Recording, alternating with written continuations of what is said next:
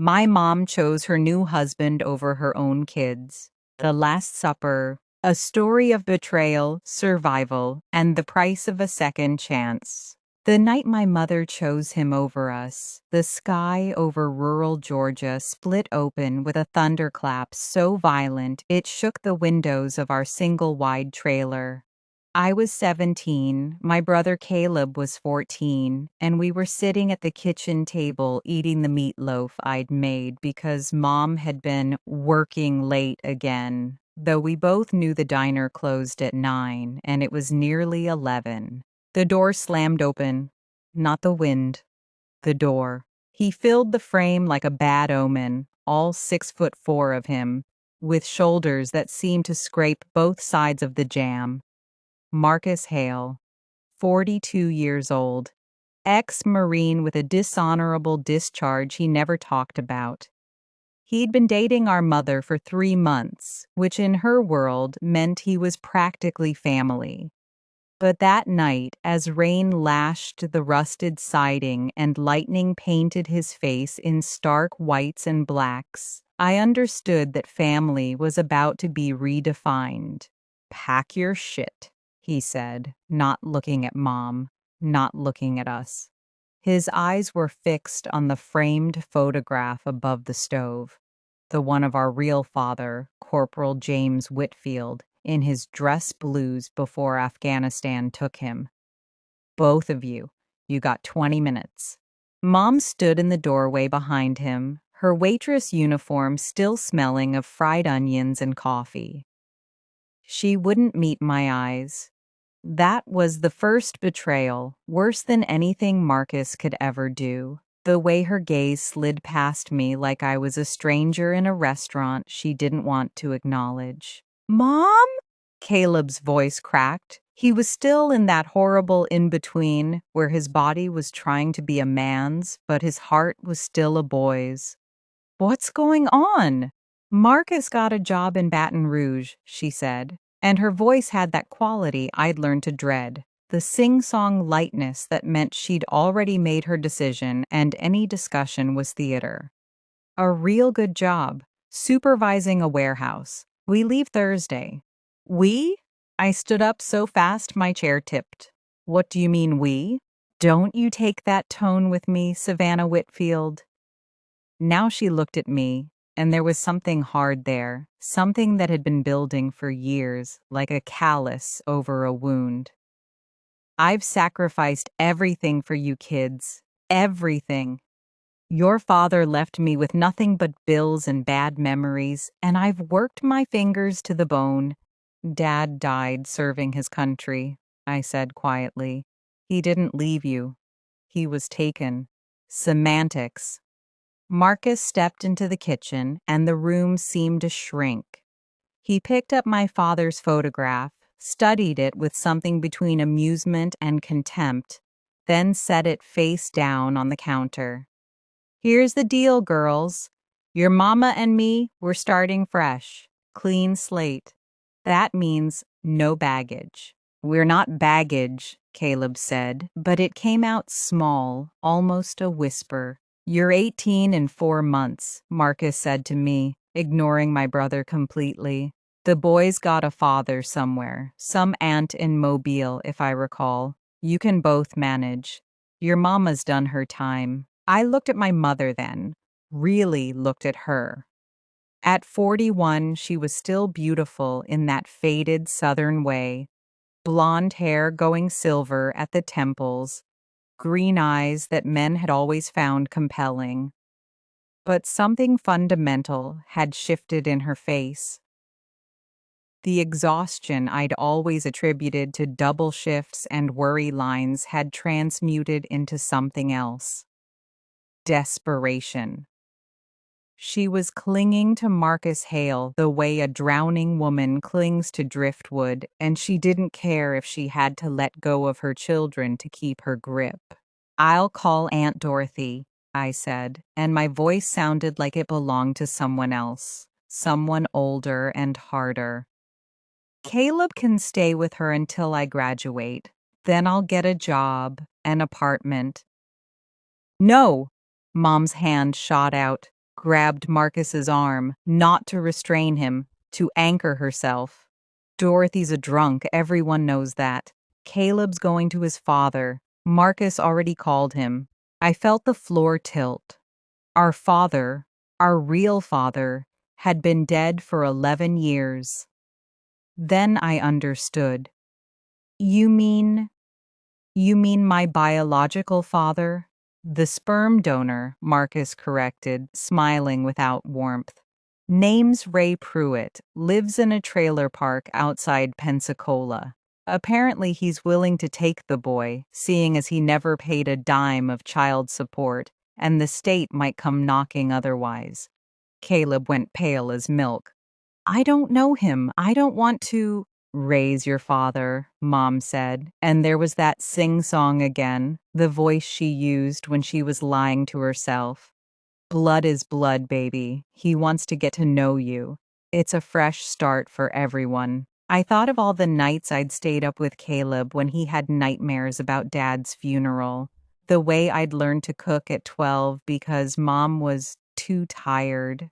The report cards I'd hidden from her because good grades meant nothing when there was no money for college. And bad grades meant lectures about wasting your potential. I'd been a mother to my brother for years while our actual mother worked, or dated, or simply disappeared into the numb haze of whatever pill helped her sleep.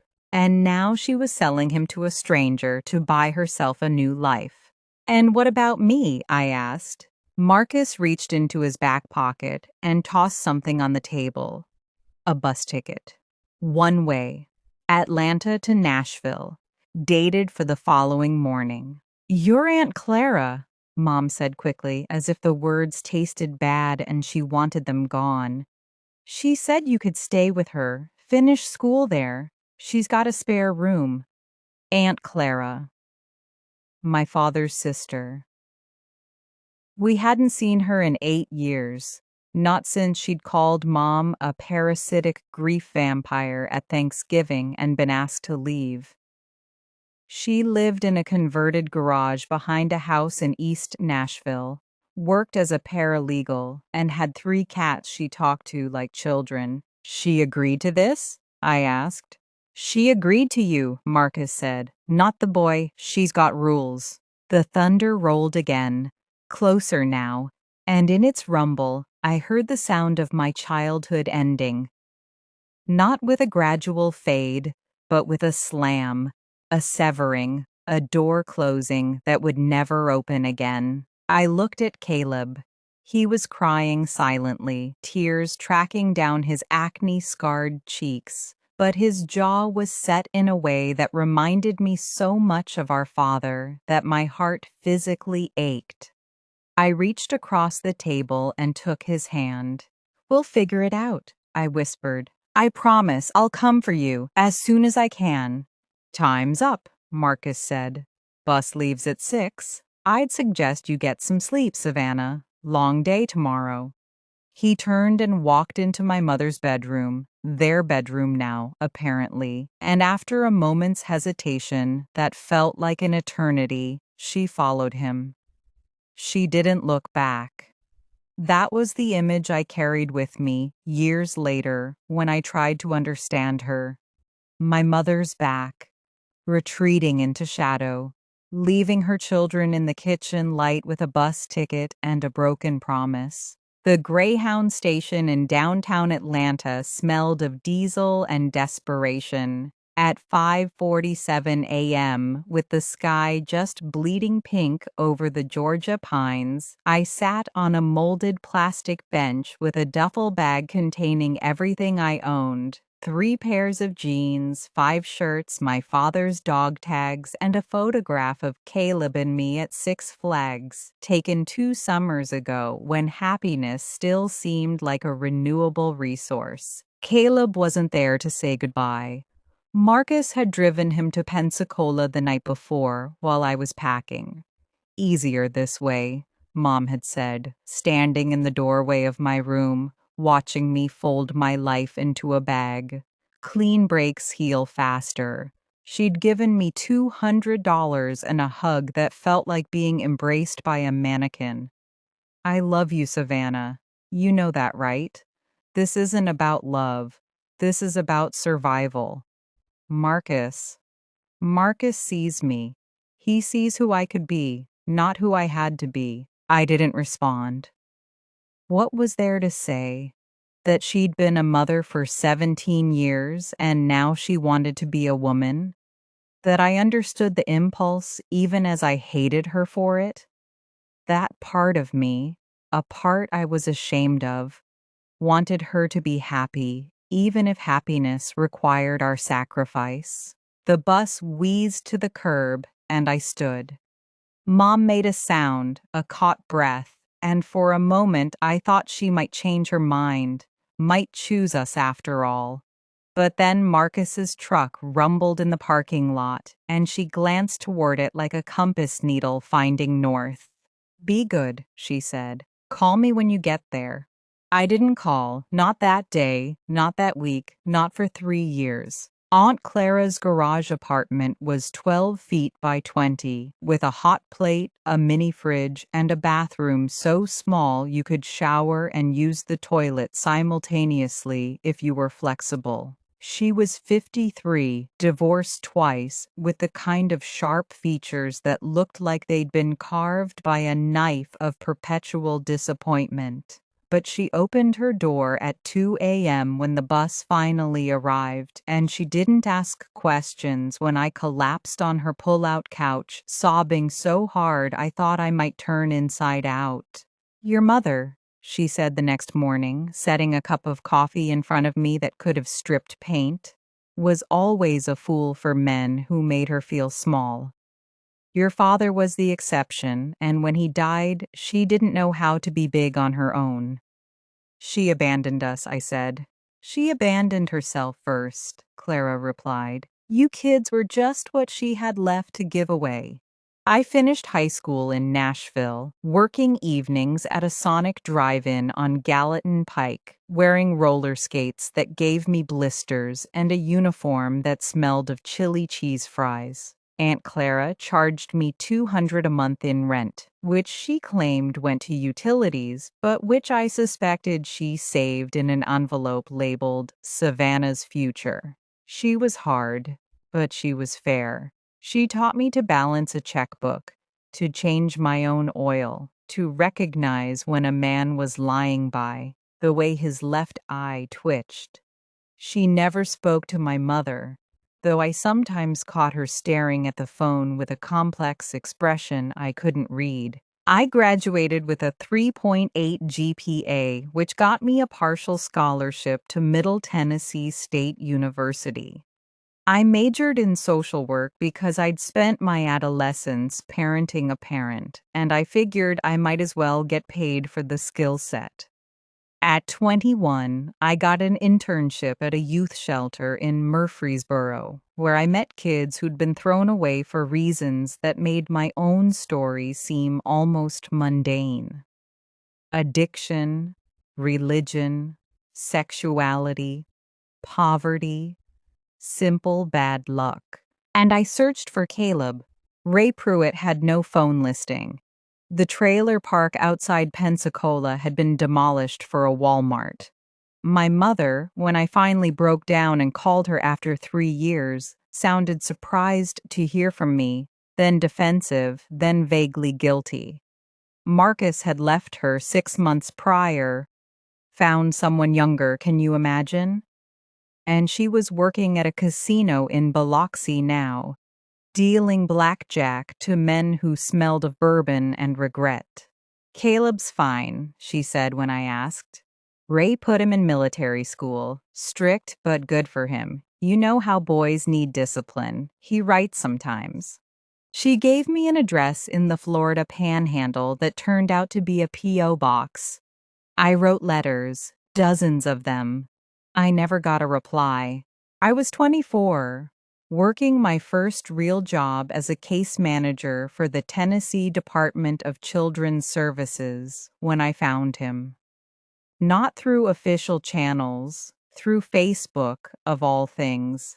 that great leveler of modern isolation.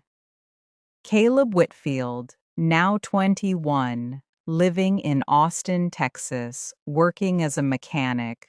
Profile picture showing a young man with our father's jaw and our mother's eyes, holding a German Shepherd puppy and smiling in a way that didn't quite reach his eyes. I messaged him. He didn't respond for 3 weeks. When he did, it was 2 words. Leave me alone. I flew to Austin anyway. Some things you don't do by phone. He worked at a garage off South Congress, and I found him under a lifted F-150, grease-stained and wary. He slid out when he saw my boots, red cowboy boots, the one splurge I'd allowed myself when I got my first paycheck, and looked at me like I was a ghost he wasn't sure he wanted to acknowledge. "You don't know what it was like," he said before I could speak. We were in the parking lot, August heat shimmering off the asphalt, and his voice was low and rough. Ray Pruitt was a monster. Military school was just the beginning. When I got expelled for fighting because some kid called me trailer trash, he beat me so bad I couldn't walk for 2 days. Mom knew. I called her. She said I needed to learn to get along with people. Caleb, I ran away at 16, lived on the streets for a year. You know what I did to survive? He laughed, but it was a broken sound. You don't want to know. And where were you, Savannah? You promised. You said you'd come for me. I didn't know, I whispered, and the words felt pathetic, insufficient. I wrote, I looked. Mom lied to me. Mom chose him, Caleb said flatly. Then she chose herself. Then she chose silence. And you chose survival. I get it. I did the same thing. But don't come here now with your social worker voice and your concerned eyes and expect me to be your little brother again. That kid died in a trailer park in Florida while his big sister was getting straight A's in Nashville. He turned back to his truck. I stood there in the Texas heat, feeling something crack inside me that I wasn't sure could be repaired. Not my heart. My heart had broken years ago in a Greyhound station at dawn. This was something deeper. The death of a narrative I'd told myself. The story where I was the hero who endured and eventually rescued everyone. I'll be here, I said to his back. When you're ready. I'm not going anywhere. He didn't respond, but he didn't tell me to leave again. It took 2 years. 2 years of birthday cards returned unopened, of Christmas texts that went unread, of showing up in Austin every few months to take him to lunch where we talked about the weather and his dog and anything but the past. 2 years of him testing whether I'd disappear like everyone else. Then, on a Tuesday in October, my phone rang, a Texas number. Ray's dead, Caleb said without preamble. Liver failure. Found him in the trailer last week. I went to the funeral because I don't know why. Habit, closure, something. He paused. I didn't cry. Do you need me to come? I asked. He stopped, started again. I need to know if you meant it. What you said in the parking lot, that you'd be there. I meant it. Then come, please. I don't know how to do this alone. I was on a plane that evening. When I landed, Caleb was waiting at baggage claim, and when he saw me, he didn't smile, but he didn't look away either. He hugged me, briefly, awkwardly, like he was relearning the choreography of affection. We went to a diner and talked until 3 a.m., not about Ray, not about Mom, but about the present. His garage, my work, the dog who was old now and arthritic. A woman named Maria he was afraid to ask on a date. You're not the only one who built walls, I told him. I spent 3 years not calling Mom because I was afraid she'd hang up on me. I let Clara take care of me because I was too exhausted to take care of myself. Survival isn't a sin, Caleb, but living is better. He asked about Mom then, for the first time. I told him the truth, that she was living in a subsidized apartment in Gulfport, working double shifts at a seafood restaurant, alone. That she'd called me last month, drunk, to apologize for everything. But when I'd asked her to be specific, she'd hung up. She's dying too, I said. Not physically, but something in her. The guilt, maybe, or the loneliness. I don't know if there's enough left to save. Do you want to save her? Caleb asked. I thought about it, really thought about it. The way I'd trained myself to think in my work, stripping away the shoulds and oughts to find the authentic want beneath. I want to forgive her, I said finally. Not for her sake, for mine. But I don't know how yet. We drove to Gulfport the next weekend, Caleb and I, in his rebuilt 1969 Camaro that roared like a caged thing. Mom lived in a complex called the Pines that had no pines, just concrete and rusted balconies and the perpetual smell of someone's cooking. She answered the door in a faded house dress, and for a moment she didn't recognize us, her own children, grown and strange. Then she made a sound, not quite a word, and collapsed against the doorframe. We caught her, Caleb and I, the way we'd learned to catch each other. We brought her inside, made tea she didn't drink, sat in her cramped living room with its single window overlooking the parking lot. I'm sorry, she said over and over, like a prayer or a tick. I'm so sorry. I didn't know.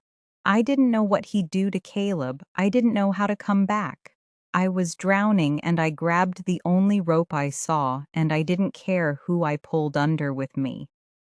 That isn't an excuse, Caleb said, and his voice was steady, the voice of a man who'd done hard work on himself. But it's an explanation, and I don't forgive you yet. Maybe not for a long time. But I'm tired of hating you. It's exhausting. I took her hand. It was thinner than I remembered, the knuckles swollen with arthritis, the nails bitten to the quick. You chose wrong, I said. But you also chose. That was always your way. Deciding first, understanding later. I can't be your daughter the way you want, not yet. But I can be here. We can try. She cried then, the way Caleb and I had cried years ago, with the abandon of someone who'd been holding back an ocean. We held her, her children, the ones she tried to leave behind, and in that holding there was something that might eventually become healing. It's been 5 years since that day in Gulfport. Mom lives in a group home now, early onset dementia stealing her memories one by one, though she still sometimes recognizes us when we visit. Caleb married Maria. They have a daughter named James, after our father, and a son named Clara, after the woman who taught us that family is built, not born. He runs his own garage in Austin and sponsors a little league team for kids in foster care. I became a therapist, specializing in family trauma and attachment disorders.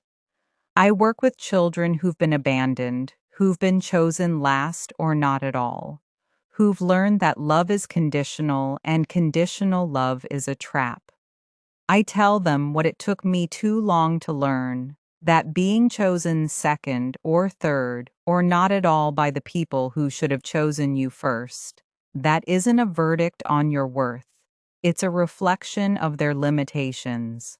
And I found love, real love, with a man named David who teaches high school history in Nashville and who chooses me every single day, not because he has to, but because he wants to. We're expecting our first child in the spring, a girl, and I've already started telling her the story of her family, Not the sanitized version, but the true one, with all its fractures and repairs. The last time I saw my mother lucid, she took my hand and said, "I chose wrong, Savannah, but you chose right. You chose each other. That's the only choice that matters." She was right, in her way. Marcus Hale was a footnote, a catalyst, the storm that exposed the fault lines in our family. The real story was always Caleb and me, holding on through the thunder, refusing to let go even when letting go would have been easier. We were not baggage. We were not obstacles to someone else's happiness. We were children who deserved to be chosen, and when we weren't, we learned to choose each other. That choice, that deliberate, daily, imperfect choice, is what family means. Not blood, not obligation, not the accident of birth, but the radical act of looking at another broken human and saying, "I see you. I choose you. I'm staying." Closing note. Thank you for staying with Savannah and Caleb's story until the end. If this tale resonated with you, if you've ever been the one chosen last, or the one who had to choose between impossible options, or the one building a family from the scraps of what you were given, know that you're not alone. The stories we tell matter. The stories we survive shape us. And the stories we choose to keep telling, those become our legacy. If you're new here, welcome to the channel. We believe in the power of raw, honest storytelling, the kind that doesn't look away from the hard parts, but finds the light within them. If this moved you, if it made you think of someone you need to call or forgive or simply remember, consider hitting that subscribe button. Be part of this community of listeners and storytellers, of survivors and thrivers, of people who understand that every ending is also a beginning. Good luck out there. Choose wisely, choose kindly, and most of all, choose each other. Stay tuned, stay subscribed, and keep choosing hope. The English Story Channel,